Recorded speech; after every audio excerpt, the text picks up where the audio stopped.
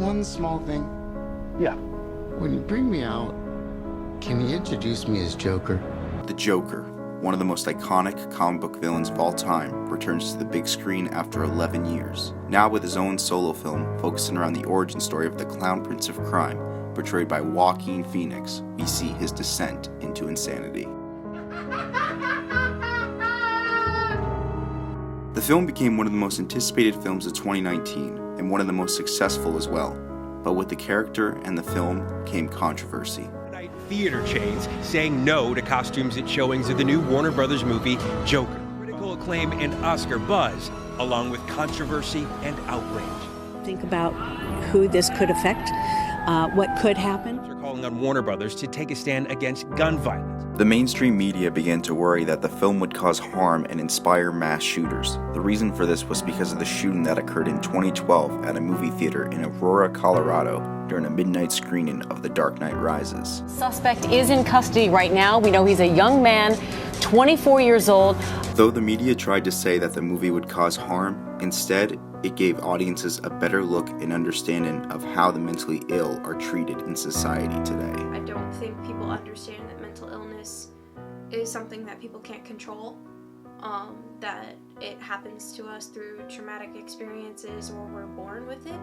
It is not something we have a choice. We cannot function in normal society like other people. The film really goes to show how a lot of times mental illness sometimes isn't taken seriously. It's dealt with inefficiently or incompetently by people. And it's just, I feel like, it's trying to say that people do really need help, and sometimes they're just thrown into mental institutions. Since the film's release, there have been no major incidents at any of the showings, making people ask if this was because of the precautions some theaters made, or that people were making a big deal for nothing. I understand why, ever since that horrible shooting in Aurora, Colorado, for The Dark Knight Rises. I understand people are kind of on alert, still reeling from that, and it's understandable, but the violence in The Joker, when I went to go watch the film, I was expecting a bloodbath, like shooting like everywhere. While a lot of times more security around movie theaters is, it needs to happen more often, but the controversy around that, I think it really went overboard. While it is a violent film and it is about people being inspired by a violent act, I think that the police and everything were a perfect example of what we needed, because there's a lot of people who are judgmental, and there's a lot of people who wanted to make a statement that people who have mental illnesses are issues and need to be exterminated in society, such as neo-Nazis and crazy fanatics and a lot of horrible people. And I don't think that they understand that not everyone's mental illness deems them crazy.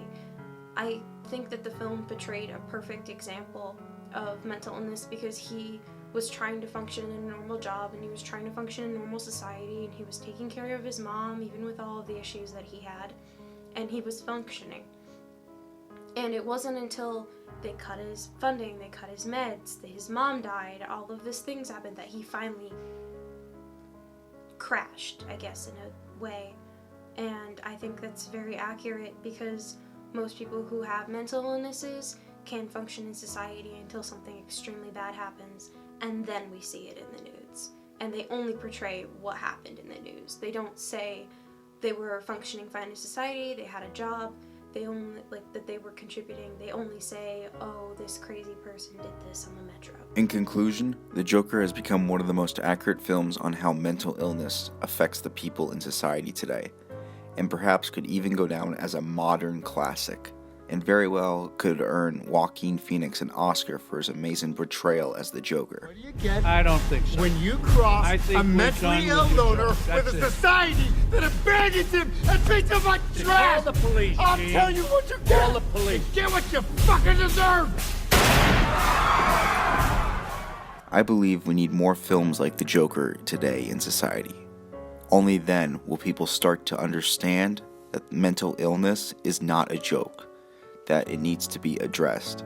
Only then will these horrific crimes stop.